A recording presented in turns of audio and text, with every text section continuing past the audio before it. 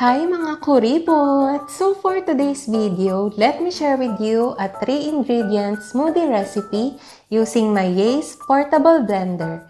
First ingredient natin ay ang instant oatmeal. Depende sa inyo kung gaano kadami, pero mas madami, mas malapot siya. Second ingredient ay ang Yakult. Ibababad muna natin yung oatmeal sa Yakult hanggang sa lumambot siya and konting mix-mix lang. Lastly, ay ang saging. So, dalawa na yung nilagay kong saging para mas madami akong smoothie na magawa. Nipisan nyo nga lang pala yung paghiwa nyo sa saging para naman mas madali siya madurog kapag ipe-blender nyo na. At ang aking gagamitin ay yung Yays Portable Blender. Sa mga hindi pa nakakapag-checkout dyan, i-checkout nyo na. So ayan, nilagay ko na isa-isa yung mga ingredients, pinagsama-sama ko na sila. At nagdagdag lang din ako ng isang Yakult pa para mas malabnaw kasi ayoko na masyadong malapot. And then,